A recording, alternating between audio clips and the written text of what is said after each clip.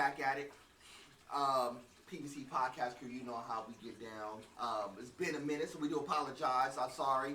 But for all the people who've been watching along, all 115 subscribers, we definitely appreciate each and every one of y'all. And for the ones who have not been subscribed to the page, who's been watching us in passing or whatnot, we appreciate if y'all did like to subscribe to the page. But we definitely appreciate y'all rocking along with the content. And for the people in the back, we see y'all too. Don't worry. Don't worry. I got some stuff for the people in the back. Don't worry about that. But before we do, like we like to do at this time, I gotta introduce my dog, Paul. Paul, say what's up to the people. What's up, people? How you guys doing? Tuning in, PVC Podcast crew. Say it again. He said your dog. He said you barked. No, we ain't doing our senior hall thing. We ain't doing that. Go ahead. Like my man Cam said, it's always an honor and privilege to be back here doing what we're doing what we do best. And shout out to everybody who's been watching the content and all the subscribers. Shout out to everybody who's been rocking with us. You know, my boy Jason Lane, you know, got another project working with him in, and I feel like it's going to be a good thing going. Cam's going to be in it, so we got some blessings going. And shout out to Dirty Joe, shout out to my boy Z, and everybody else who's been rocking with us in the PVC Podcast. Besides that, everything's all gravy. I'm going to pass it to my boy Victor. Victor, say what's up to the people. Oh, good morning, everyone. Glad to be back here with the PVC Podcast crew, shooting another episode with my boys, Cam and Paul. And do be keeping an eye on Paul and his growing career in the movie industry. I can't wait for him to do Paul versus Predator versus Aliens. Oh, wow. That'll be really nice. You know, I can see myself doing something like that, but You'll throw a Predator. Yeah, and I can see myself being in a horror film. I'm still writing on that. I'm still gonna make my horror movie. Don't you worry. But I do appreciate all the love and support on that. But back to the episode at hand. Wow, you couldn't even give me one victim. You give me two villains. Hey. And the plot twist is villain. But we hope you enjoyed this episode. As always, please make sure to watch till the end. If you don't watch till the end, make sure to come back at a later date to do so. As always, please like and subscribe. This is not a request, this is the man. If you don't, you should call you. Nah, forget that. What we said the last time, if you don't want to subscribe, tell your mama to subscribe. As always around here, remember, we don't need your love, we just want your likes. And believe it or not, Victor can be an executioner judge right there.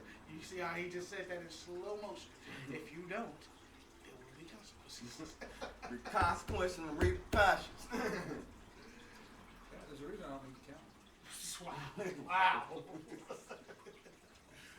But in all seriousness, Cameron, you said you had the topic for today. Yeah, y'all. I'll jump it in.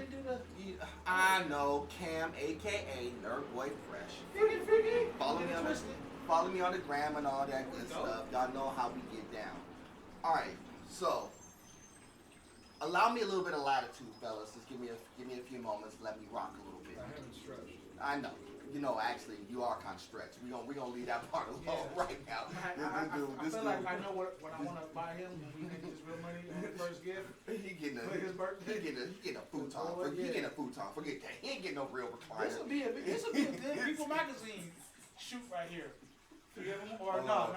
You know how Duck Dynasty magazines. This will be picture perfect right here. Camo pants with red shoes. Does it want to be seen or not? Make up your mind. The Hunted magazine shopping category. Mexicans and ducks. It's more likely than you think. I'm gonna leave y'all alone. Elaborate on this, Cameron. All right, so let me do this. So fellas, allow me a little bit of latitude, if y'all don't mind, for a few minutes. For your boy, it's been pretty much of a trying week, to say the least. But let me start 2 episodes ago. So 2 episodes ago, I did a snippet, and I know it kind of flew over the radar a little bit, but I put it on my TikTok. I don't know if y'all remember it, but if y'all remember on the TikTok, not the one we did for Halloween, but the one we did prior to that one, I put on a TikTok. Remember when we talked about honor thy, you honor your mother and your father? Oh, yeah. You know what? Yeah. Not to cut you off. I got a lot of views on my TikTok when we posted that. I need y'all to Go for it. follow me for a little bit. Okay. Honor your mother and your father.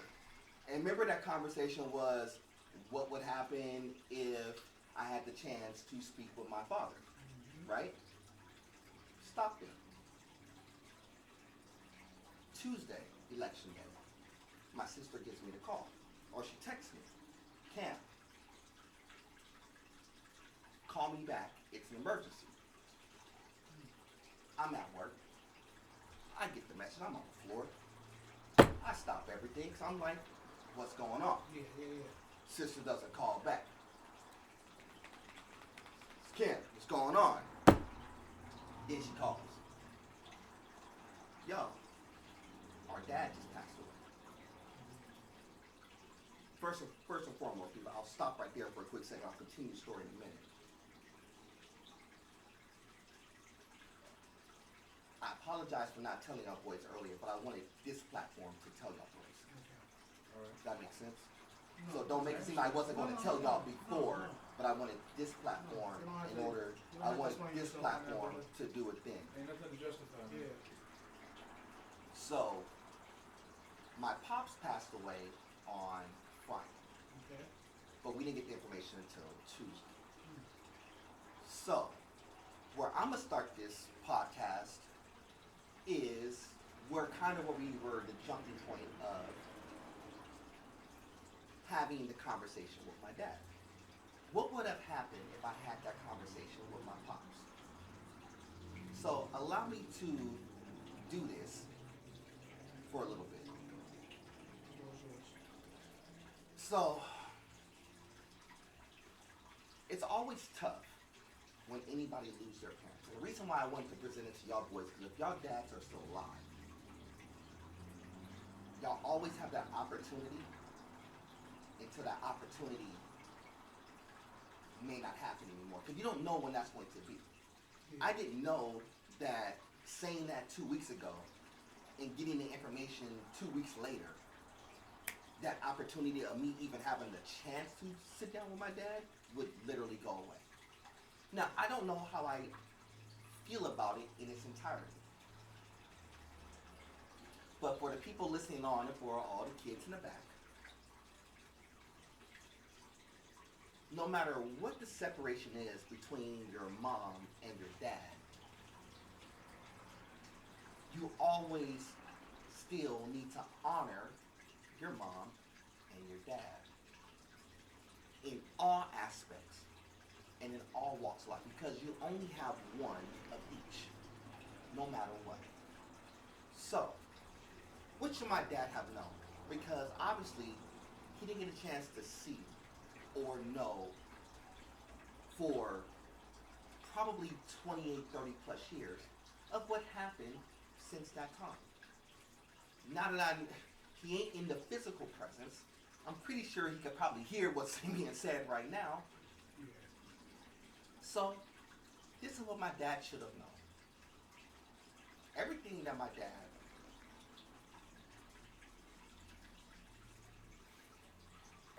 dad said, we executed. Take your time. So,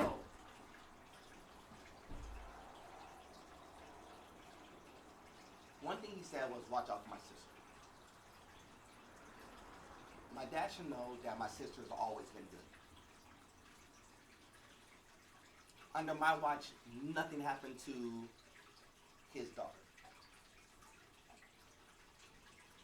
Just like myself, high school graduate, college graduate.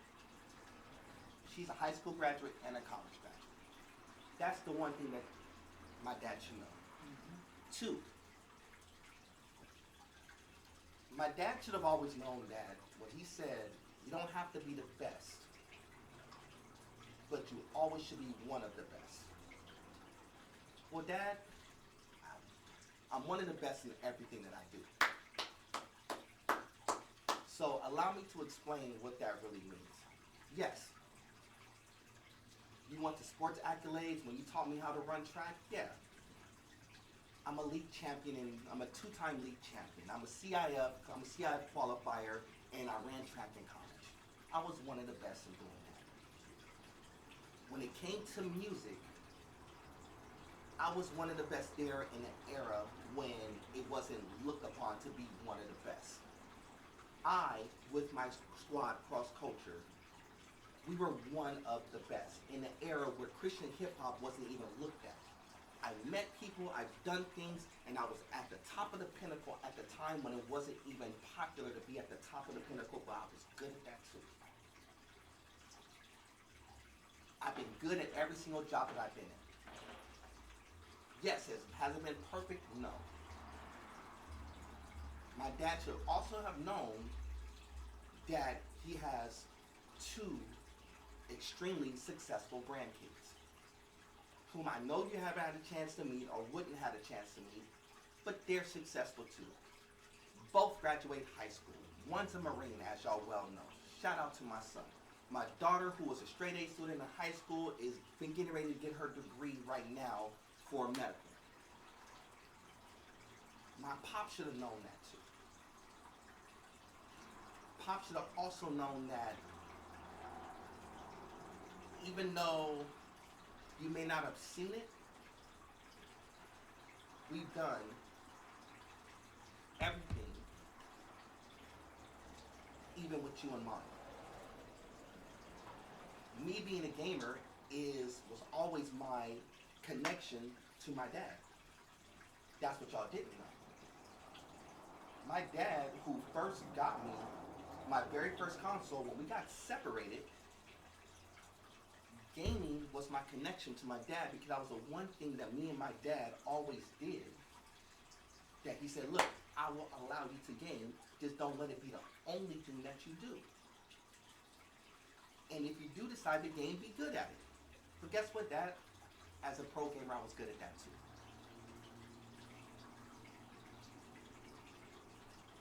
These are the things when if I would have had that conversation face to face, that's exactly how that conversation would have been. Yeah, I could talk about all the bad things that my dad did. Yes, my dad was in the streets. You know why it's hard to watch the movie Friday? And I never told y'all this. My dad's nickname in the streets is Smokey. Not trying to be funny, if you went out into the streets right now, they don't know him by his government. They know him by Smokey. That's his name. And it's funny because the movie, in a weird degree, kind of paralleled his life. Always in the streets. Always down to smoke. But instead of it being weed, it was much harder stuff. That's why they call him Smokey. You know.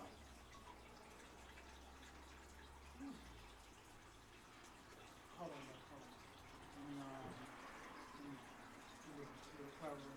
First and foremost, my condolences. I recently, and I don't know if I told Victor this a couple of nights ago, and I don't know if I told you, but you probably seen that content. I recently lost a family member a couple of days back. Shout out to my baby cousin, Nunu, God rest your soul. I just got the whereabouts of my cousin, Willie, a couple of days ago, who I have not seen both of them in years, and Willie's my uncle, God rest his soul, son. But one thing my cousin told me is that it shouldn't take something like this to bring family together, and he's right, because we keep ourselves distance away for so long until one of us perish away, and I haven't seen my baby cousin since my grandmother's funeral, and that was back in 2007. That was the last time I saw her, and and she contacted me back in 2011 when my brother got killed, because she's friends with one of my brother's uncles. I'm not gonna mention their names, but for something to not be able to say to somebody until they perish, it takes a burden on them. So I can honestly understand what you're going through, Cam. You know, and it's funny that you mentioned something about how, you know, what would you say to, you know, your father or anybody generally about how you're doing, you know, and when and I didn't tell you guys this either. So recently, a couple of years back, my real father, his father, Mm-hmm. which we all got the same name. He's the first, my dad's second, I'm the third. Mm-hmm. He passed. So I made a comment on social media. It's like, you know, I got, you know, my grandfather, you know, who I never met. He sees me on Facebook. I know him on Facebook, but I don't know actually really him in person because I never met him. He's only probably seen me when I was a baby. But I had made a comment. It's like, I don't know how I should feel about his death, because how will I know how I feel about somebody if I don't know him? Even though I'm his blood, I share the same name. I said, you know, this and that and the other, but I know him, but I don't know him. Right. So how do I get mixed emotional feelings about somebody who I don't know? So for that being said, you know, you should feel how you want to feel. At the end of the day, that's still your father, no matter what, how you know the relationship. Because you know, I know my father knows me. We don't have the relationship that I wish we could have or we should have. But you know, I had thought about it too, like what would be the last, if I ever do see my father again, you know, what would I say to him?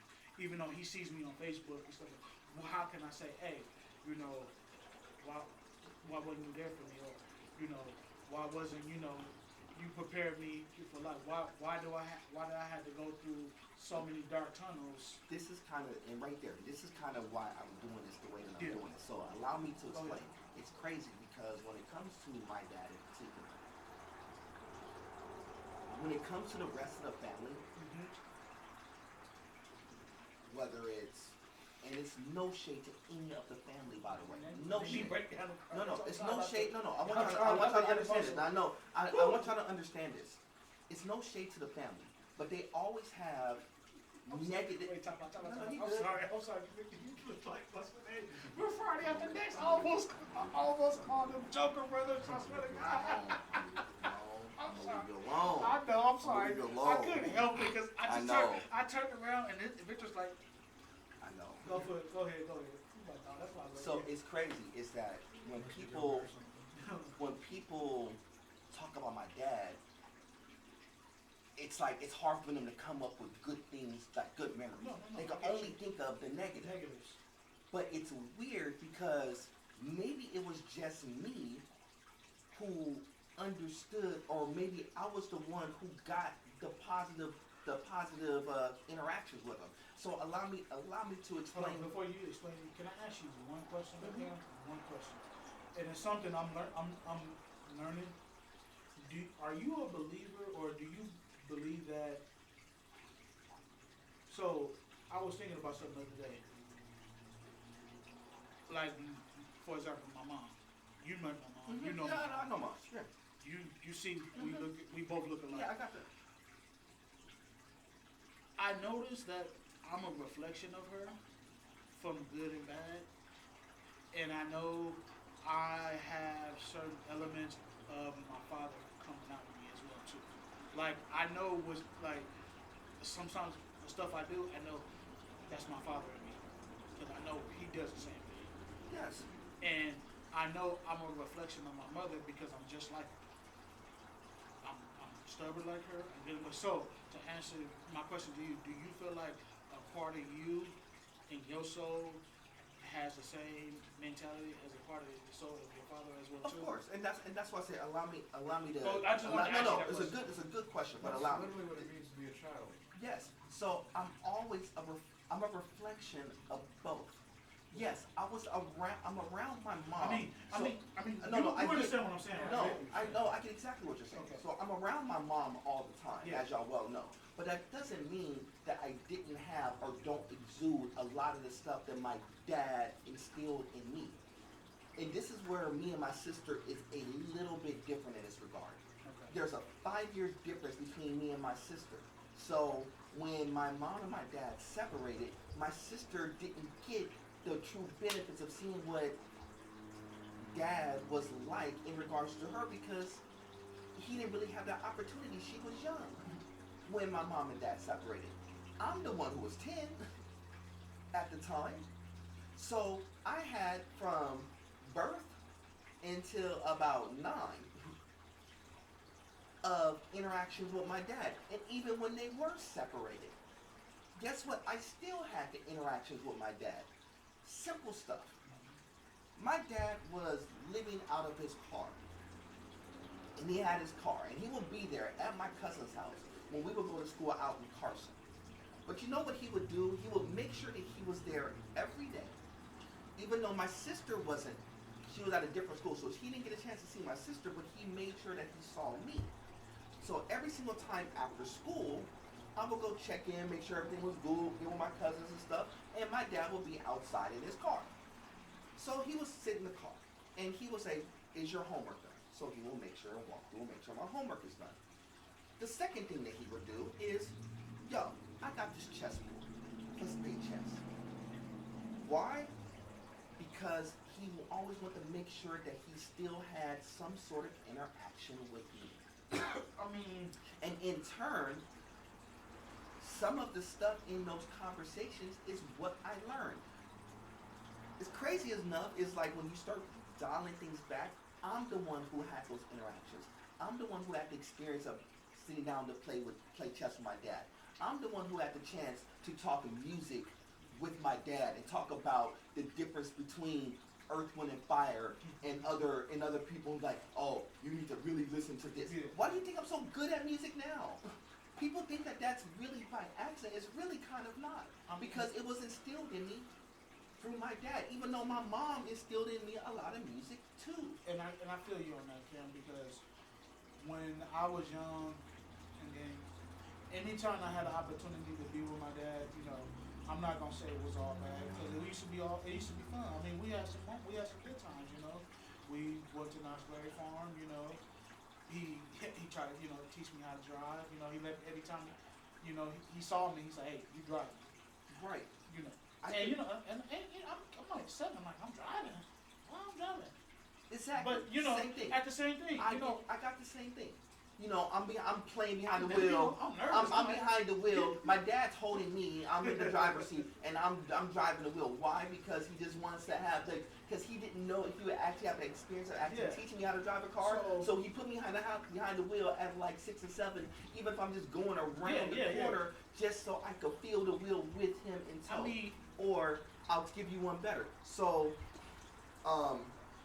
my first relationship in elementary school, 6th grade. I remember this. God, I don't know why I got this, but I remember those conversations vividly. It's like, "Yo, I know you broke up with Carol, and I know she's dating another dude, but don't worry about that. If you want to go get her, you can get her back at any point in time. You're good." The reason why I say that because it's important, because most people don't get that type of interaction, and believe it or not, I actually got that interaction. Now, does that mean that I needed my dad every step of the way? Yes, it would have been cool if I did, but guess what? The trajectory changes if he was. You do understand that a lot of things change if he's actually there. So I'm not completely mad that he was or wasn't there. Yeah, would I want him to be there at my graduation? Yes. Would I want him to be there when I got my CIF championship? Yes. Would I want him to be there when I'm sitting up there looking at my first music contract? Yes. Would I want him to be there when I'm sitting there in my first movie studio filming my first movie? Yes. I've done all that. There's so many things I haven't even told y'all boys that I've done yet, and it's no brag. I've just done it. And again, that's a testament to my mom of what she's done in my life to make sure she ensured it. But it's also the influence of what my dad and what he instilled in me when I was little too. It really was a combination of both. Even to the things of something simple as my nickname. So, the nickname that my dad gave me was Professor. What do I do on a day-to-day basis? I teach and train. I'm a professor. I just shorten it for my music career and say profess as opposed to professor. Oh, I was just going to say, yeah, you're a professor, all right. You're a profess how nice you are all the time. Yeah, so I shortened it for musical purposes. So when That's people right. know me with my group Cross Culture, I just shortened it. But it's still a reflection of him. Yeah. I carried that nickname since he gave it to me. I feel you on that, Kim, because my father, and I told you, my father's a street dude. He a crip. My dad's a street dude too, literally. And he got that same hood nickname, and he gave me that same nickname. And what you see on my Instagram, that's my nickname. Right. I'm the second of him. Right. And one thing my father always told me, even when he know he said, I might not be around you that much, but you always stay sharp and you always be prepared. That's the most important two things he did teach me. And Always stay clean and always be sharp and always be prepared. and And you know, not to cut you off, you know, because I'm feeling everything you're saying, because it's a rebuttal with me too, is what you're going through, you know, because my father, when I was around my father, sometimes, you know, sometimes it was good, you know, we was going places, you know, we go get a burger, you know, hey, you wear this, I got, you know, you got the chain, you know, we going around some girls and this nigga, you know, I always had girls and stuff like that, but, you know, and then I had, you know, as me going older, you know, I couldn't imagine what my mother went through with my father, and I couldn't imagine what my father went through with my mother. Because at the end of the day, they both not gonna, any parents ain't gonna never tell the truth. But at the same time, you know, like you said, I wish my father was there at my graduation, and he wasn't. You know, I wish my father was there when I was competing, when I was doing jiu-jitsu tournaments. I wish my father was there, you know, when I tried out for pro wrestling. right. I wish my father was there to see me when I got married. Right. I wish my father was there when he see me got promoted on the mat of jiu-jitsu and stuff like that. And, you know, it's a lot of things I wish my father was there. You know, I'm not going to say everything was all bad about him, you know, even though I wish he was there more. But at the same time, you know. You just said it right there. And that's the point I want people to get right there. It's never as bad as what y'all make it out to be or what y'all being told that it is. If that makes sense? It's like, yeah, my dad did a lot of bad stuff. Facts. And there's certain things that I needed to be separated from, that my sister needed to be separated from. Me and my sister did not need to be in front of my dad when he was high as a kite or doing drugs in front of us. Yeah, I know what it looks like. I knew what a crack setup looked like at the age of 5. I can literally know it to the day. It was set up old school style with them old school lamps. I can, Oh, man. for real, I've seen that. like the old school way. Not trying to be funny, just being factual. So there were certain things that I needed to be separated from. But it was never like so terrible that it was like, oh, well, he's the worst person in the world. But it was certain things that, did I need to live with them either? No, I didn't need to do that either. Because if I would have decided to go with my dad as opposed to my mom, guess what? Maybe I'm too much of a street dude. Maybe I'm not the Diet Coke of hood. Maybe I'm the Diet Coke of good. And you know what? You just said something important, and I think that was one thing I would always fear. Like, what if I did this? Maybe I'm worse. How would I? Maybe I'm in jail and I'm talking about it from a completely different perspective. So that Maybe I'm connected up in a completely different way. Who knows? Maybe I'm the one doing drugs and my mom trying to struggle to keep me together. Who knows? But that's why I said, but I could also say that it's not the fact that my dad didn't instill in me a little tidbits of stuff that I needed too. It was both.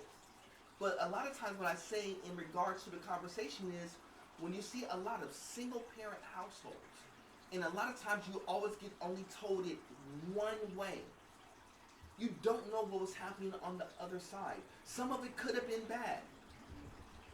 But it may not have all been bad. I can guarantee you it wasn't all bad. It just, people always think of the worst things first, is because it was like, well, that's where the trauma was happening. When my dad passed, the very first thing I thought of, I didn't think about the drug stuff, the street stuff, you know, what he did to my mom. You know, the domestic abuse part of it that I witnessed firsthand too. Yeah, I could talk about that stuff. But I first thought about every single good thing that he instilled in me. And every single thing that my sister wasn't instilled in because she didn't have the opportunity to. And that's the thing that's tough. And that's what the one thing from a relationship point of view where people should understand when you're talking about single parent households and co-parenting is that your kids ultimately need a little bit of perspective of both. That's the one thing. Because you never know what's going to happen. Then you'll always say, well, you just like your daddy. That's what you get all the time. You're just like your dad. Yeah, I mean, you and everybody here, that's like, you're just when something goes bad. No, but they say in a space that's bad, they will never tell you that. Oh, they will never tell you that in a space that is good. That's true. So when I do stuff, people forget that. Yeah, I could talk about certain things because my dad instilled in me.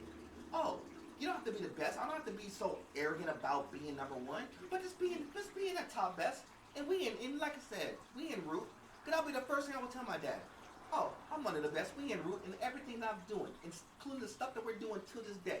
I'm on a podcast. We one of the best. We're en route. Don't worry about it. We're on another movie project. We're one of the best. We're en route. I'm just being honest with you. Everything I've done, my kids is one of the best. Is what they're doing. They're en route. Don't worry. We good. We always have been. But that was instilled since I was little. To just be one of the best. I didn't have to be number one in everything because there's always going to be people who's chasing after that number one spot. But don't get it wrong. I've been number one in a lot of things too. Don't get it messed up. But that's not a brag. That's just saying that was the mandate that was given to me from my dad. And I just maintain that. So if you ever want to know why I work the way that I work, why I handle stuff the way that I handle, even in failure, because I don't allow myself to lose. I always want to put myself in position to be one of the best. And also make sure my sister is good in the process. But in turn, I make sure my kids is good in the process. I make sure y'all good in the process. The missus is good. Everybody around me is good in the process. Because it was bigger than just making sure my sister was good. You know, my mom's good too. My family's good too. Y'all good too. Everybody around me is good. That's the difference. Because it was even bigger than that. And that's why it's important. And that's why I want to lead off in this. Cool. Got anything to take on that, Vic? No, it's just, that's how it is nowadays with people, sons and fathers, daughters and mothers.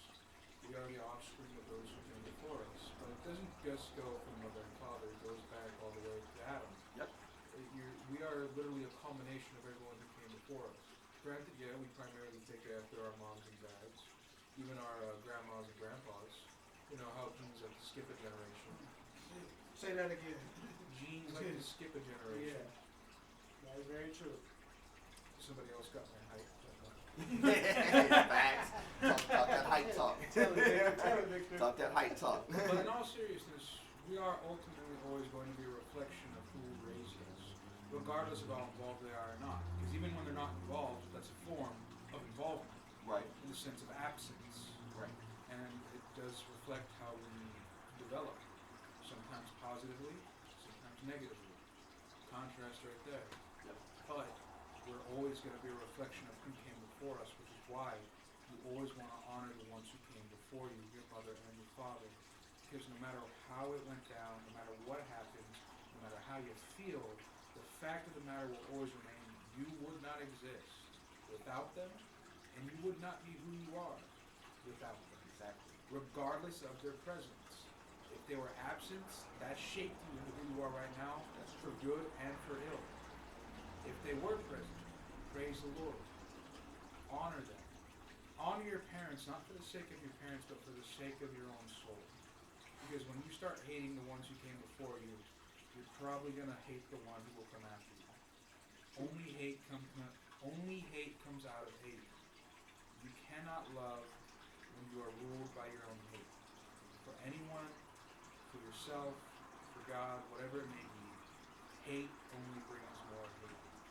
You must learn to forgive if it is necessary. You must learn to love. And you must learn to have faith.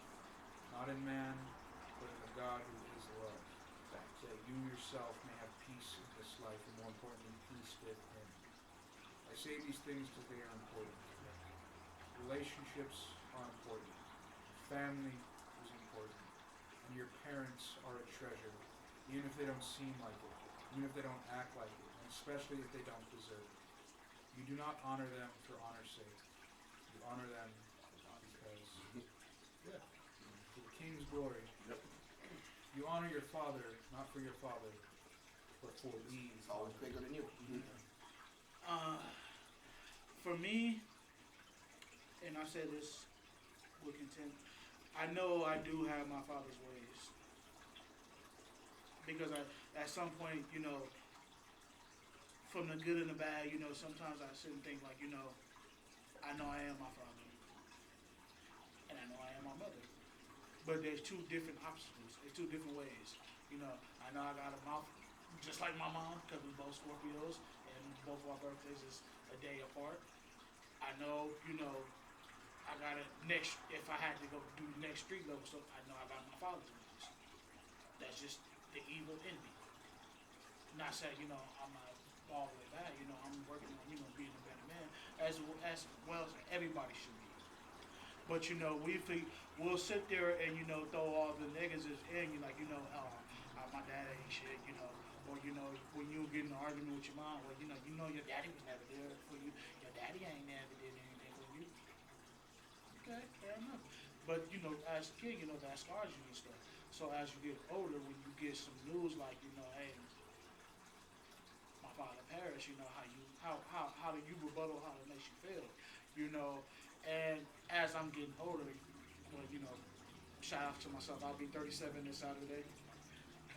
But We haven't got that far yet. Yeah. Don't worry. But no.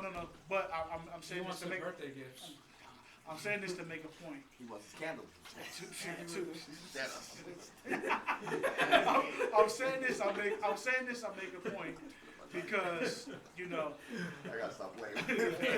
I'm you guys say now get off track.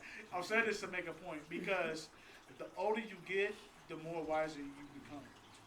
And I'm not perfect, I made some mistakes in my life, but from me making a lot of those mistakes, it's helping me become more, not only a better man, helping me, my psyche and everything else I'm trying to accomplish in life. But,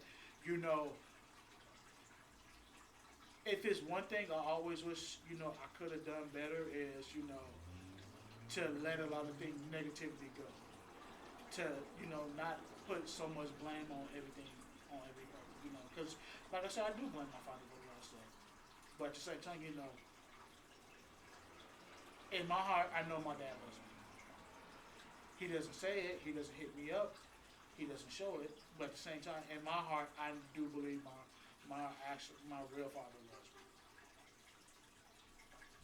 So, the thing I can say to you, Cam, is that and it's gonna take a toll, as it should. But like you said, is how do you remember the good times instead of the bad times, and how do you make sure that now that you're a father and you have kids, what stuff you installed on them, so they won't be able to say later on in the near future when you're not around. Because when you're not around, at least you made up not only your job or your blessings, and you made sure that my kids gonna be straight. Yeah. And that's what every father should always install on If I got, cause I know I got homies right now who doing life in prison, but they did life in prison just to make sure that their kids can have a better life, better than they did. Yeah, and like I said, so I always say that the impact, always say overall impact. My job was to always make sure everybody's around me is good, and of course, and that always includes the kids. And believe it or not, everybody thinks, oh, there's some sort of tier system to this. Really ain't. Make sure that everybody's good. That's the thing. So my kids is good, Pops would know that. It was just in a weird time in which everything happened. Yeah. From what I was told, my father was in the hospital for 5 months and I didn't know about it. But how could you? That's a weird thing, and I think that's where it becomes like, as accessible as I think that I am, maybe I'm not as accessible Okay, as so I think here, that I am. let me take the gloves off this. Let me ask you a real question. If you would have got that phone call, like, hey, Like you was in the hospital, like would I pull up? Yes. that's Yeah, what pull I'm up. There was no question of me pulling up. Yeah, That's but not a question. you always If gotta my be dad is in the careful. hospital, no matter what the situation is, I'm pulling up. You always got to be careful with that kind of thinking of, well, what would have happened different? Can't think about that now. But like I said, but the answer is. But no, I get what you said, Vic.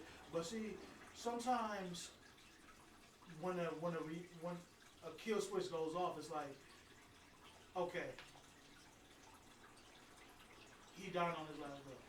Should I be worried about it, or should I just say, you know what, Oh, yeah, I don't care about it? No, I'm not talking about apathy. I'm talking about what if. Yeah, this is my thing, and Vic is absolutely right, and I'm a firm believer the same way. I don't worry about the what ifs and trying to rewrite backwards, because I always said if you rewrite anything in your history, You cease to be. you're changing the trajectory of what that history is after that. People think that, well, if I went back and made a change here and made a different decision here in this position in my life, oh, this may have been better. Yeah, maybe that particular instance may have been better for a period of time, but everything that happened thereafter changes. People do that in relationships all the time. Well, if I would have did this, if I would have known now what I know then this relationship would have probably been better, and maybe I'm with this person instead. Maybe. But guess what happens thereafter from that point? You didn't change the whole trajectory of your life for that next 20 years. Because, yeah, maybe you made a right decision there. Maybe you make a different bad decision down the line, which ultimately changes the trajectory of your whole life, and maybe you're doing something different. Maybe you're not sitting here right now having the opportunity to talk about it. Well, yeah, here's one. Sadly, that's more often than not. You brought up relationships. People reminiscing about the past, if they would have been different. Right. Say, well, she cheated on me because I wasn't paying enough attention to her. If I knew that, I would have paid more attention to her. Maybe we'd still be together. True, but then you as a person really wouldn't have been different. Change. But sadly, change comes through suffering more often than not. Change, evolution, whatever you want to call it, it comes through suffering, hardship. Rarely does a person really change purely through blessing. If anything, blessing, enjoyment, and comfort kind of keep you the same.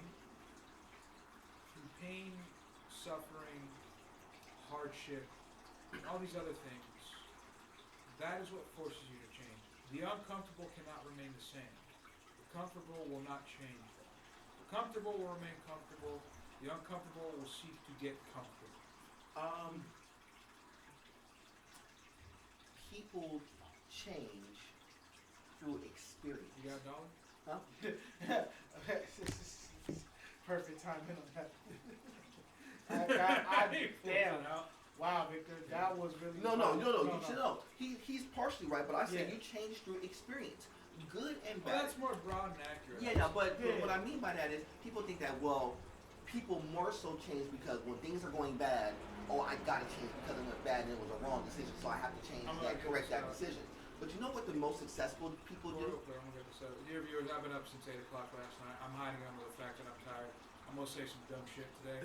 So. Don't worry about that. He ain't said nothing dumb yet. Don't worry. Yeah. Thanks for the confidence. yeah. Because I can't foresee what's gonna happen next. We ain't got to the other topics yet. We're gonna get there in a minute. But experience is the great teacher. Your good people will actually learn. Like when people are successful, they learn through their successes and they learn how to be better within those successes. That's where your most successful people will tell you, because a lot of people, when they are really successful, this is how I became successful. Let me learn how to make it better so I can continue to expand. That's what make Apple and Google and all these big companies do what they do. They decide to get better, by trying to change what they already know their success rate. Now, let's change directions a little bit, because I want to talk about this for a quick moment. We're going to flip the dial. Two things. One, I didn't get a chance to get your thoughts and opinions on it because, again, situation has been crazy. What y'all think about the election results? Oh, dude, man.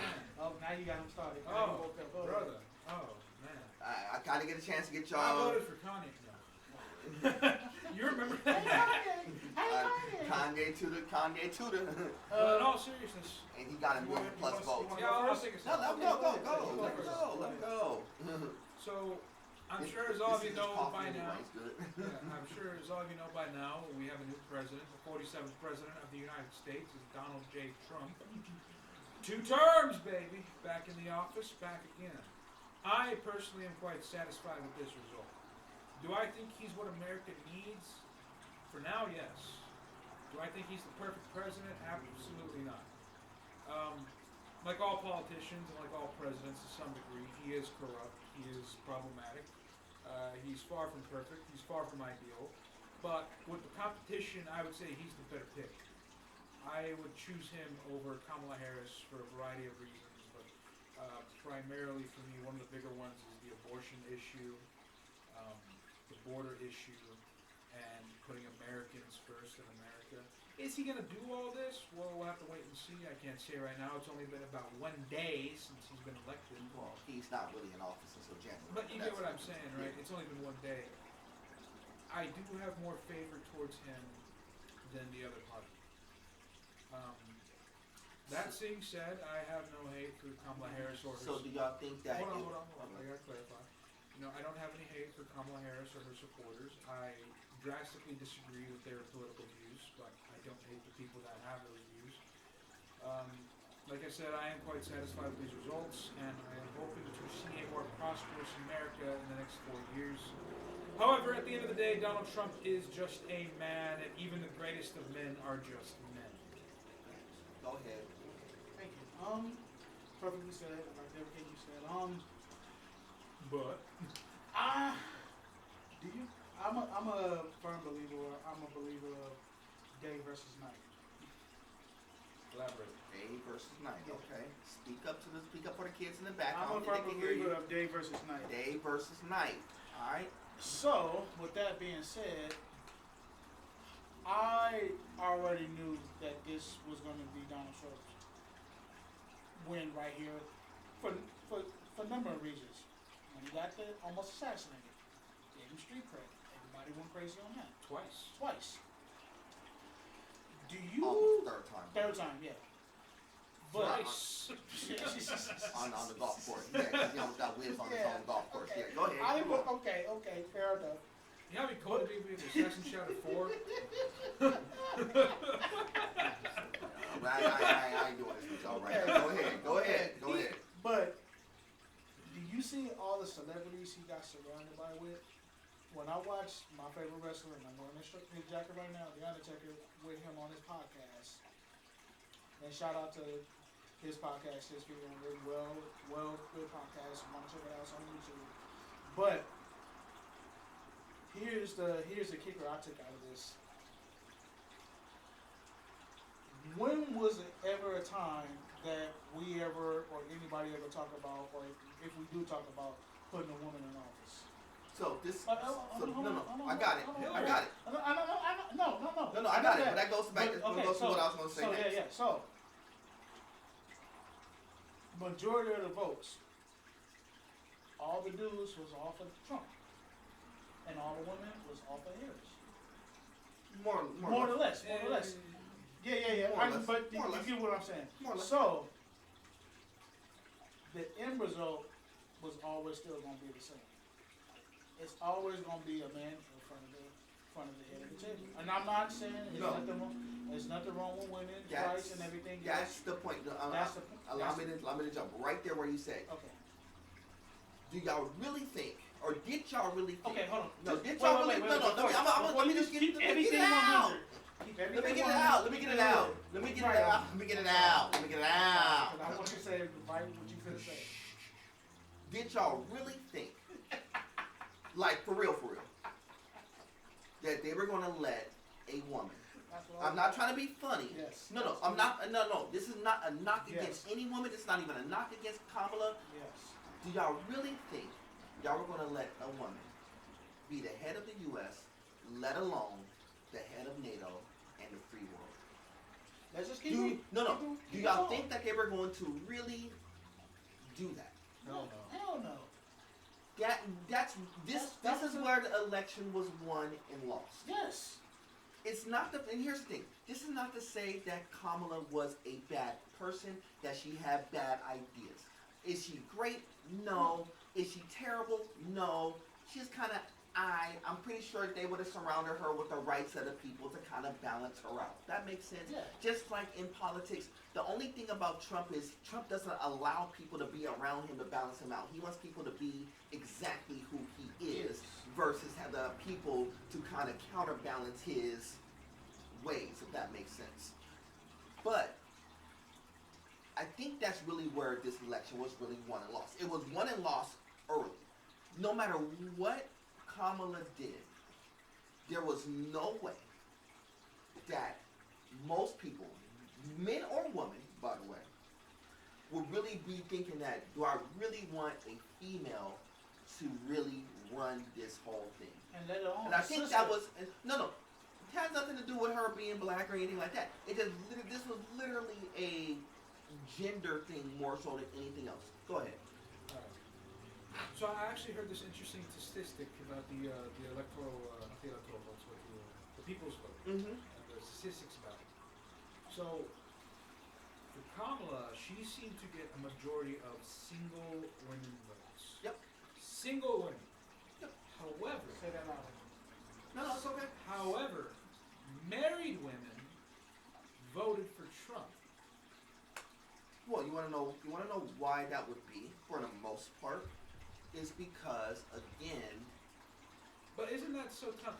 Single women voted for Kamala, yet married women voted for Trump. Because a lot of it has to do with... A lot of it has to do with just foundationally how most households are ran. Think about it. Yeah. The woman... Here's the thing. I'm going to be honest with you. The woman could be the breadwinner. Let's say the woman makes 150K a year. I have dinner ready. No. Leave y'all alone. So let's say the lady makes 150K a year and the dude makes about 70K a year, right? So she makes more money. But guess what? The guy still makes a lot of the decisions. I'm just being honest with you. He still makes a lot of the calls. Y'all may think that, well, she got more money, she can make the decisions. Not really. He makes a lot of decisions because she's going to ultimately likely defer to him. Protection, safety, amongst other things. That's kind of how a lot of people view across the plane. Now, I understood what Vic was talking about when it comes to, like, what Democratic Party tend to believe versus what Republican Party tend to believe. You know, whether it's Christian value versus non-Christian value, if that makes type of sense. But in short, it's just certain philosophies that the Democratic Party kind of rides on versus certain philosophies that the Republican Party rides on. They are definitely vastly different. That had a part to do with it, but I don't really think that really had too much to do with it. I really came down to it. If it was another guy, if it was any other guy that wasn't Kennedy, who was in the Democratic Party, if it was any other guy who wasn't Kennedy, who was in the Democratic Party, that person probably would have won this election. I'm not trying to be funny. No. I'm just saying that it wasn't. People say, "Oh, it was a landslide." It really, considering she got over 200. Yeah, considering how close this voting was. I mean, I knew she lost when she didn't get this. No. Yeah, we knew that. But but think about that. It came down to 5 states. 5 states. She was close enough. She was within touching distance. Now, if she would have got Pennsylvania, she would have won. Yeah. It was literally a 1-state flip. She would have won because she had the other states kind of in the bag already. What was the biggest state she had? She got Cali. Okay. Cali. She got Cali. That's a given. But she was going to get Cali because she was from out here. So she's going to get Cali no matter what. Here's how. You know what? You are right, Victor. Yeah. So here's the thing. Because Nothing. I didn't think about that. I want y'all to. When was the last time California was ever red? Yeah. No, here's the thing. I want y'all to understand something. It's a really simple thing when it came to the last three politician runs. Well, the ones with Trump. Everything in the Midwest was always won by Trump because he's the celebrity in the Midwest. Yeah. So people be like, well, identity politics. Trump is still a celebrity, and people still vote for celebrity. He's the known person. He's a celebrity. He's the one who always talks money. He's the celebrity. He's the one on TV all the time. For good, bad, or indifferent, he's on TV. He's a celebrity. Infamous, probably. The Midwest love him, and they're gonna ride with him. It's like if we had somebody who, and it's weird. Let's say somebody like, I'll put it like this. Remember when Arnold Schwarzenegger ran for governor, and it was like it was no way he should have won that at all, and he wound up winning by a landslide because he was the face and a celebrity, and nobody else was. This is that type of politics on a grand scale. Trump knew that. He did it on a grander scale. So he knew he was going to run the Midwest. It was just what happens on the edges. What happens on the East Coast and on the West Coast. Pennsylvania's on the East Coast, by the way. If everything would have played out exactly the way that it happened the last time, guess what? Harris would have won. The only difference was she only missed one state. She literally just missed one. She just missed Pennsylvania, and she missed probably part of Virginia. And she didn't get Georgia. But when Obama ran and when Biden ran, they got Georgia by a landslide, because that's where all the black folk are, and they got Pennsylvania easy. Those two states was the flip. Everything else played exactly like it plays every other politician. Think about Florida. Florida's always going to be Florida. Florida's always going to be flipped, but they don't. Florida, in the grand scheme of things, you can lose Florida and get New York and Cali, and it washes out Florida and Texas. If y'all understand electorals, if y'all understand the numbers, that basically Florida and Texas is the equivalent of New York and Cali. Democrats always get New York and they always get Cali. They have not missed on those for probably since the Reagan era. But in the same conversation piece, Republicans haven't missed on Texas and Florida since the Trump era. Actually, since the George W. era. They ain't missed. Why do you think Hillary had a legit shot 8 years ago? She had a legit shot. She almost got to the, but she didn't. But here's the thing. I wouldn't even. I would have loved to see. She didn't get as far as Harris. Yeah. She didn't get to 200. Harris got close. Harris got close enough where y'all actually had to really think that, oh, she might pull this off. Yeah. For dear viewers, for those who are listening, if you're too lazy to look it up, it ended with Trump getting 277 of the electoral vote, and Harris got 219, which that sounds like a big gap, but that's not as big as you think. It's basically a two-state flip. It's literally a two-state flip. She was on his heels, dude. At first she was getting blown out. Then she got on the heels quick, and I was like, oh, it's really gonna be something. Did you watch Tony Hinchcliffe when he was on at the Like I said, some of this I have to apologize. Like I said, this was literally on the same day I found out about my dad. This is why I didn't get a chance to really talk to y'all about it and all that stuff. I didn't get a chance to see a lot. I was trying to catch all this while I'm dealing with all the other stuff. But I want to get y'all take on that because it was kind of like an interesting thing of how close we actually are. Now, the question is, do you see a female being able to get there in the future? I think we're closer. To be honest with you, I think we're closer to that. Well, you also got to remember, Harris didn't run this from the get-go. She rode heavily on Biden. Actually, she basically jumped, and that was up there. She jumped in so late. She didn't get a real campaign run. So now it's really hard to say because she kind of popped in, dude. She was a place filler. No, she was a place filler. But like, look, I need you to just jump in and do what. I just need to jump in and do. It was literally a tag in.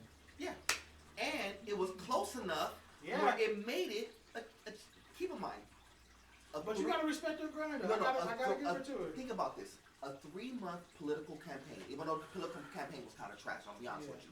Trying to run all them rappers, all them, trying to run all the, like, Cardi B's and Megan Thee Stallions, all them. Stop running all the trash. See, that was the other thing. She started running all the trash, like, I shouldn't say trash, let me not say that. You started running females out there who urban America rocks with, okay, but middle America kind of despises. They don't like Cardi B's and Beyonce's and stuff out in the Midwest. Yeah. Just God's honest answer. They don't like them out there like that. So why would you put them on your political platform to talk? Because you already have that demographic locked down. You need to get everybody else involved. You think she should have got Nickelback? She should have got somebody else.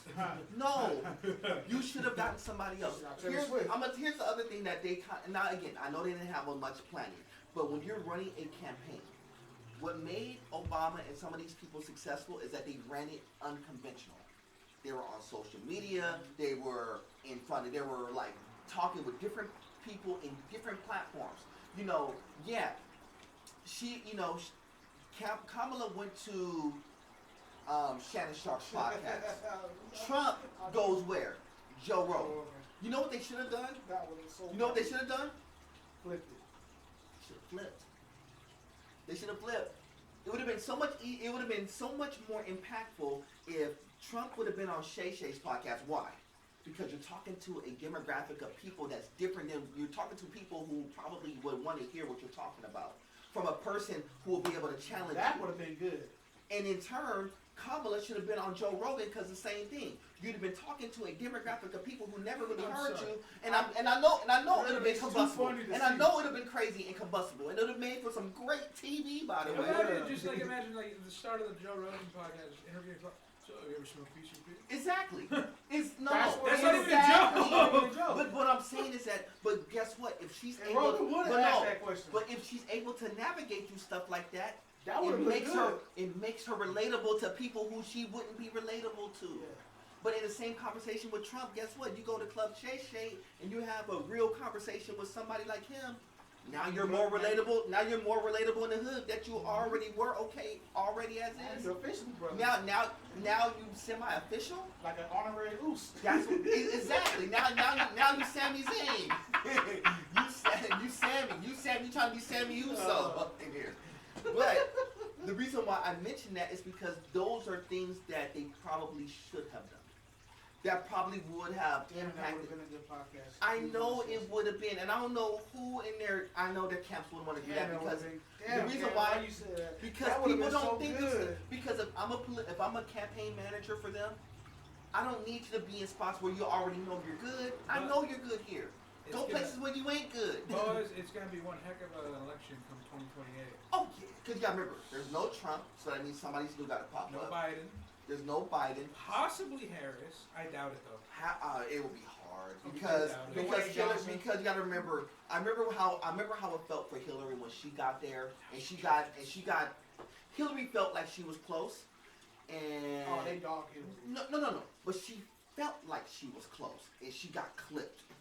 So you can only imagine what Harris feels like when you almost get to the finish line.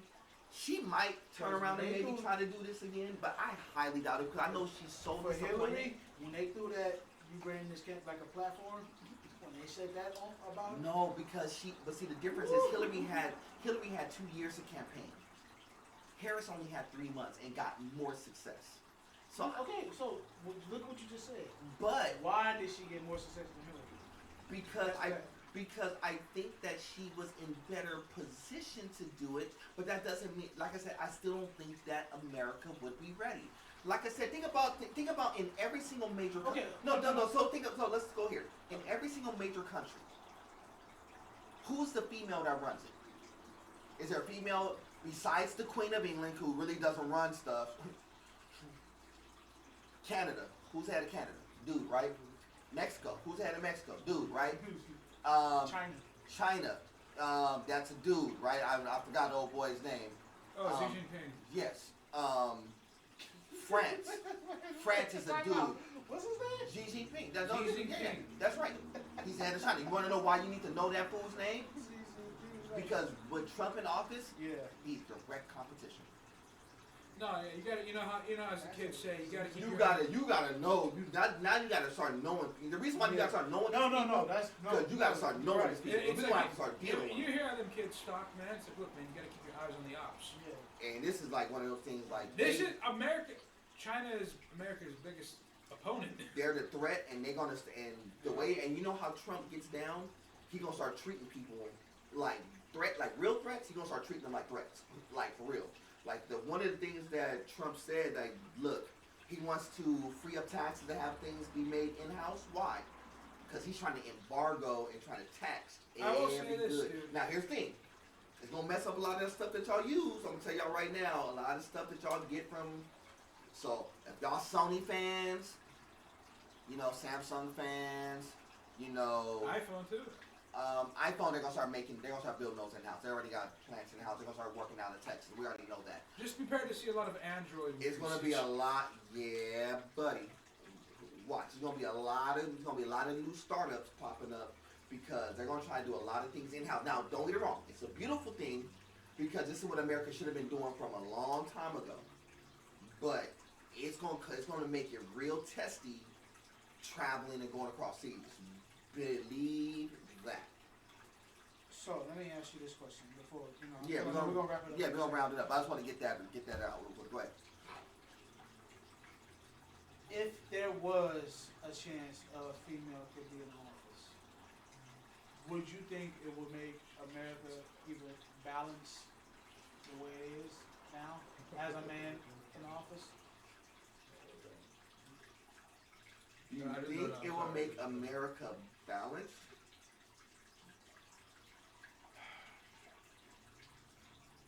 Because you know how you know this person. Anything a man can do, a female No. can do. I mean, I know a lot of people want to pitch. I know a lot of people want to pitch you this, but here, I mean, realistically. No. Let me answer. Go ahead. It's fine. Go ahead. It's fine. It's okay. It's fine. Go ahead. There you go. The answer is that think about. I mean, can I tell you like this? Y'all dealt with enough females in leadership position. How do y'all truly respond to that?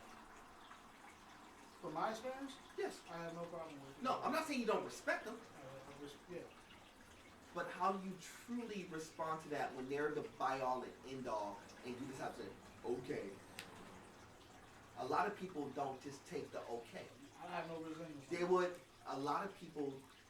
I'm not saying you may be like, I'm cool with it.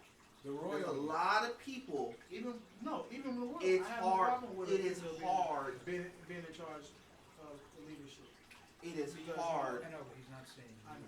Yeah, I just say I know how y'all respond because y'all dealt with it. But there's a lot of people who will try to.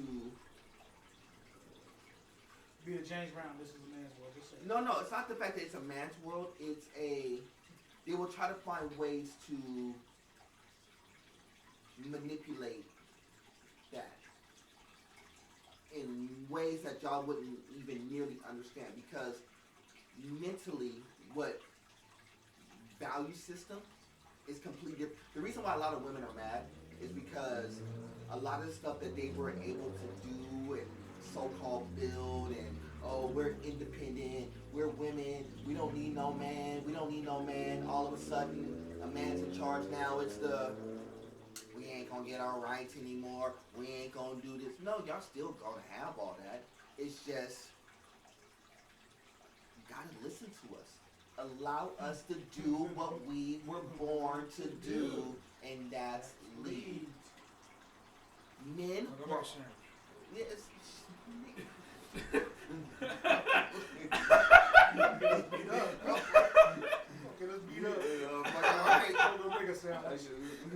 I'm sorry. No, because there's some people who be like that. No, but now again, it's one of those things that it's not like you don't help a female, but a lot of guys don't respect any female who is in charge. Look at We work in a store where there's half leadership of females. Let me bring up this example. Right? Strange example, but kind of related to what you're talking about. There's an animated movie called Treasure Planet. Right? Treasure Planet. Got it. Right. There's this scene in the movie, right, where there's this young guy, I forget his name, he's the main character, he's on this ship, and the captain of that ship is a woman. Mm-hmm. And she goes up to him and she introduces herself, right, and she gives him a choice. He can either refer to her as captain or as man.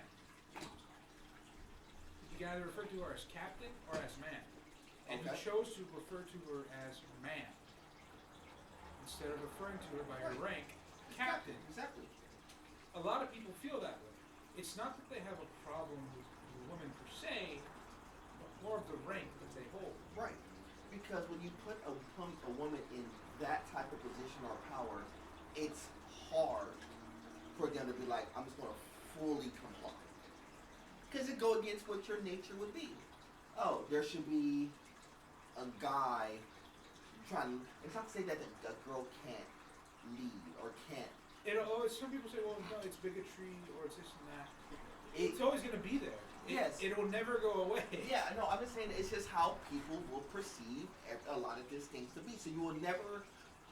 Before the podcast, I was telling you about leadership. A lot of it's about buy-in. You know, you got to buy into the person who you're in front of. A lot of times, people will try to buy in, but they won't fully 100% be like, I'm rocking with this one no matter what. It's hard to get 100% buy-in. It's hard to get 100% buy-in for a guy. You really think it's going to get 100% buy-in from a female when some of your instinct is, I really don't want to listen to her because, and the other instinct is, well, if this female looks a certain way, the first thing you're thinking about is something else and not her leadership? Yeah. I just want you to think about this. So you're thinking about everything else but the direction. That's why it's hard. That's why you have a lot of this stuff. And that's why it would be hard for me to say that when you have, you're not saying that women can't run their companies, so they've been doing really successful in doing this stuff. Yes, true. But there's always been guys by their side that help them along the way. Well, it's just like always. Good old kingdoms, right? You know, you got a king. What does a king have to make him a king? A queen. Right. Right? It sounds weird the other way around. A queen only helps the king, but the king is the leadership. The queen is the helpmate. And that's important. I hate the fact and it's that the helpmate. Yeah, I hate the fact that people see that as demeaning, as lesser, or as a form of abuse. No, it's critical. The queen, keep in mind, in a chess game, I was just going to say that. The queen stands side by side with the king. She's supposed to protect the king at all times. But the protection, believe it or not, goes both ways. The queen in the game has more range. It's more fluid. Sometimes the king you might have to sacrifice doesn't have to always move off of his position much. You know what the insane thing but is? you only have to move the king is when it's necessary to move the king. And that's the a queen. game. No, the queen maneuvers and positions a lot of things because that's the helpmate. I'll help you get the pieces in play. I'll help you position. I'll put this in something. Babe, look, I'm the bread maker. I'm gonna throw this on the table. You make sure this is taken care of, that's taken care of, and anything and else. sometimes it's not even in regards to the bread but making part. Even sometimes a woman could be the bread maker, and that may be her role and function. Basically, she's in his orbit. Yes, but he is ultimately the one. Yo, babe, I need this. Babe, can you maneuver and do this for us? Babe, can you check up and see how make much this gonna cost, or can you make a whatever phone call that may be? If we gotta make a plan arrangement, make sure you get those lotto tickets. But that's being a helpmate, and it's not to say that the king. No, it's not to say get my lunch, get the lunchbox. But that's not to say the king is not helping the queen either. They both work hand in hand. And you was right about that, because I think that's something that people do forget about, especially in relationships. No, they forget about it in everything. Is that you gotta work hand in hand, but ultimately, the ultimate buy-in comes from the king. You be like, well, the queen is this and the queen is this. You know what, yes, but the king gets the one who gets the buy-in from everybody. This conversation's kind of derailing, but you know what the insane thing is that you got these women out there who are talking about, they want to be taken care of, but they don't want to submit. But you got to understand, being taken care of is part of submission. Right, because again, it's big. It's bigger than money. You gonna get this man started over here? Yeah, no. Somebody hit my phone. No. It's bigger than money. Women only thing when women think of, they only think of resource. A lot of these women just think of just the resources. They're not thinking that, well, if I have this money, at any point in time, anybody can get this money up off me. Who's protecting me? You can make all the money in the world, but if you don't have nobody to protect you, what, you're going to have like 10 females around you to protect you? Yeah, 3 dudes could run up on 10 females by hand and knock y'all off. Not trying to be funny, just by the fist, even if they're slim in stature, even if y'all slim like me, they can still knock off more females. And it goes like this. It goes. I'm not trying to be funny. No, I'm just saying lying. it, but if it came down to it, I've seen and that if somebody, happen. and if a You've seen female, that happen. 10 girls hanging out at the club, right? Everybody running around. This club, by the way. Doesn't matter. Three of the girls get their purses snatched. People running away. What the girls doing? Somebody get my son, get her. Y'all ain't trying to run and go grab the purse. They want the dudes to go run and grab the purse, but y'all ain't trying to chase after that purse. Listen, But see, what I'm saying is, y'all don't have the protection. If there's dudes around y'all, guess what? Y'all purses ain't get snatched up like that. You make that one go there. I don't think people understand how much of a deterrent a single man is. Regardless of his stature, of his build, or anything, a man acts as a form of a deterrent. Mm-hmm. One dude being around 3 women is a deterrent from someone acting up. How much, I can't say, but it's more than if it was just those 3 women. Right. I was watching something earlier. I think we were watching it together on Ali something. Mm-hmm. He made an interesting point about something. How do we When he was doing time, he said he got his down and his main. He got $12,000 at his down house, and he got $84,000 at his main house. He said, "I wish I would have flipped it, because he know his down gonna make sure that he put some money on his books. Mm-hmm. His main didn't. His main took off with all that whole $84,000. But then the down was like, you a robber?" Right, but see, But- this is but the, you get but what this I'm is- saying, But no, here's the problem with that. Yeah, fix that. It's simple. We just talked about this. The 3 things to a relationship is what? Communication, trust, physical attraction. We already talked physical attraction. The trust factor. If I'm with somebody, I should be able to trust you with the bread. Yeah. I shouldn't have to put bread in 8 different places because I can't trust you with the bread. That's why I'm getting my point at. No. So if you're communicating the right way to find out if this person is actually trustworthy, then you should already know if you should be able to put that bread. Now, see, the problem is that in that instance when he was talking about, I got split in between 2 different females. Yeah. The problem is you shouldn't have to really be dealing with 2 different females for one. Yeah. You shouldn't only have to deal with one. That's part of the problem. That's where he's bad. The second part of that equation is you're putting bread in 2 different spots because you can't trust your female. So if you can't trust your female, that means you can't trust your queen. If you can't trust your queen, who's supposed to be your helpmate, who's supposed to help you protect the assets, protect the house, protect the kids, protect everything. I'm there to That's why I protect told that you. story. I need you to maneuver pieces. I need you to maneuver pieces to protect everybody else. Guess what? I need you to help me execute the game plan. Now, to take with that story now, to go back to the Kamala Harris thing. Now, everything we just said right there. It goes back into You think she would have been everything. able to make that decision if she was elected? That's the reason why it's hard to have a female at the top, because You have to surround her with people who's going to protect her. This is why when Obama was in office and you see how impactful Michelle Obama was, why? Because the moves were still made off of Barack's call, but that doesn't mean that Michelle wasn't making moves. She made a bunch of moves. A lot of the nutrition stuff in school is her. A lot of the book reading initiatives in school is her. That's Michelle Obama stuff. That's why they almost wanted her to run as opposed to Kamala. Because she was making more moves. I would have voted for it. Not even honest answer. Not even been a feminist on honest answer, she would have even made it closer. Yeah. But that just tells you how close it was. That even though people like, well, I rock with Trump. No, there wasn't another answer.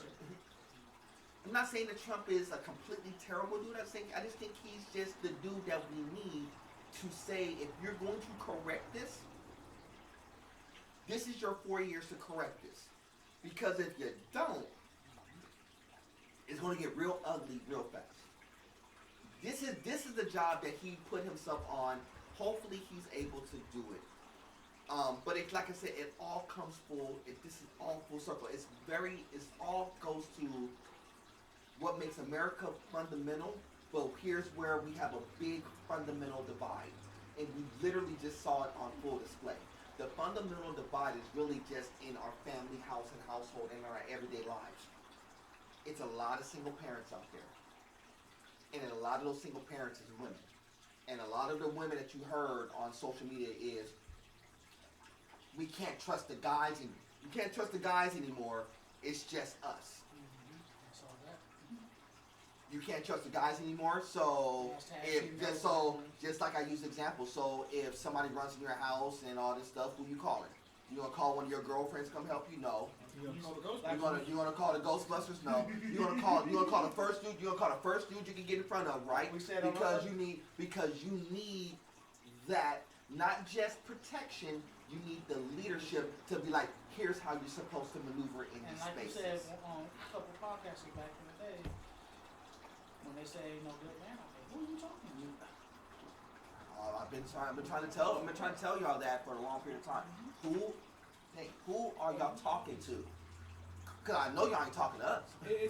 I know y'all ain't talking to us. It's like that thing. I'm just being honest with you. I know y'all ain't talking to us, cause I know you sitting in front of them right now. And for the kids in the back who don't understand what we mean by that, does that mean that we're perfect? No. That means we're sitting on $1 million? No. But are we bad? No. Are we good ones? Don't worry about that. Just understand that it's so much bigger than just the little snippets that you see on your social media. But we're gonna leave it right at that. Fellas, get your final thoughts in, because I got some family things I got to tend to. Final thoughts. Remember, honor is not about for honor's sake. Honor goes far deeper than most things do, especially like the forms of love. And ideally, it's dedicated towards God, or else it's done in vain. Secondly, the election is now over. Now, there's no need to lose your hair over it anymore. And those of you who have lost your hair, I'm sorry. Don't worry. I'm getting a shake up. Don't worry. But in all seriousness, the election is not over. Now it's time for America to unify, no longer divide. It is time to see each other as fellow Americans and not as members of a political party. And lastly, men will always be men. There is no changing that, and there is no combating that, and there's nothing really wrong with them. There's good men, there's evil men. There's decent men, there's indecent men. And sadly, nowadays, social media likes to focus on the evil and the indecent, only ignoring those that are good. And that's wrong. It's deceiving, and it sends the wrong message that men cannot be trusted and that men cannot lead nor rule. When they can, and they should. But they need the trust and the submission of the woman. But they cannot submit if they don't trust. And well, basically I would encourage you is to not listen to one voice only, whether it be ours or anyone else's, but listen to many. Always do your own research, always read your own books, always seek out. Never lock yourself in an echo chamber, at least you want to end up in a cell with padded walls.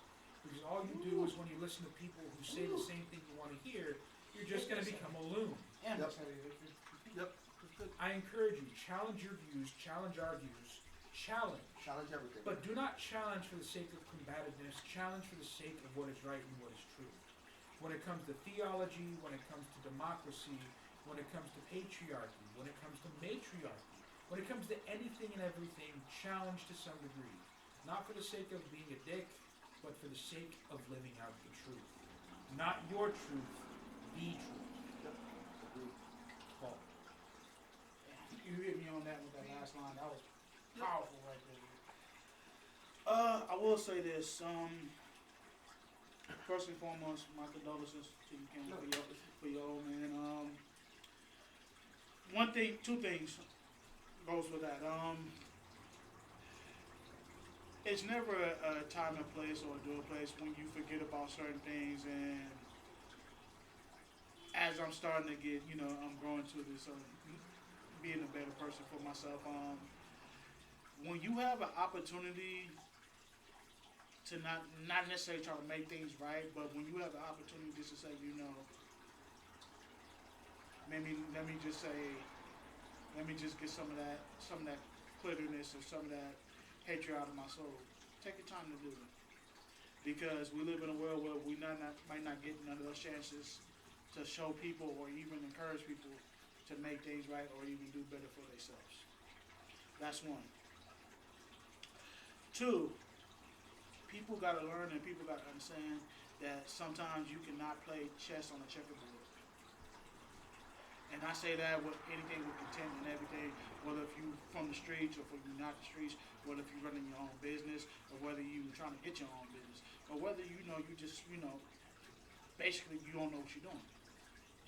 Because in real situations, real things can happen, real things can transpire so quick. I mean, I'm not saying I'm perfect.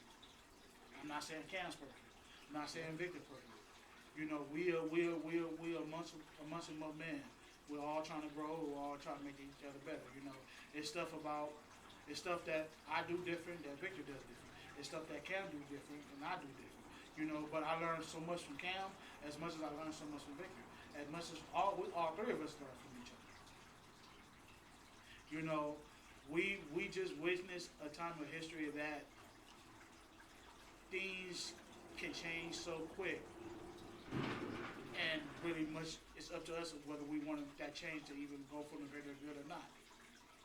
So, with that said, just work on not only being a better person, but work on challenging so that we can help the younger generations to see that those closed doors can always open for them in the near future. And that's all I have to say. Much love and respect to you all. So,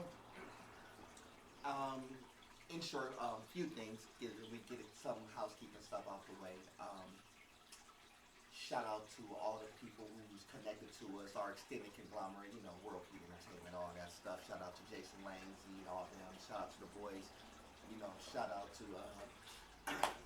to Dirty Joe, of course. We see you, Z. We see you as well. We'll touch bases with y'all soon, of course. And every single one of y'all who've been rocking along with us the whole way through. I will also be remiss not to continue to show our condolences to some of the ones we lost at our job, to Jesse, to Vern, who we lost not too long ago in pretty short succession. We also lost Daniel not too long ago, who was part of our squad. We lost Brian not too long ago. We lost a few people along the way. So I would be remiss not to show love and blessings to their extended family, of course, as y'all been showing love to me. So I would be remiss not to do that. So shout out to my baby cousin, and shout out to your family as well, man. And like I said, y'all already know what it is. Y'all know y'all need anything. Y'all know to reach out, even in these circumstances. Y'all know what it is.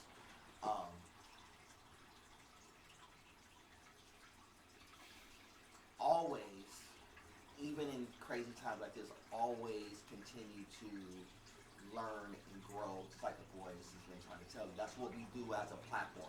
Y'all seen our platform kind of like change, and we do different topics and stuff. but our platform has always been built upon growth. Not just, well, we do this for the guys. No, we do this for everybody. We want you to grow in your spiritual walk. We want you to grow in your relationship walk. We want you to grow in your job walk. We want you to grow in your money walk. We want you to grow as you're, putting together films. We want you to grow in every aspect that you possibly can.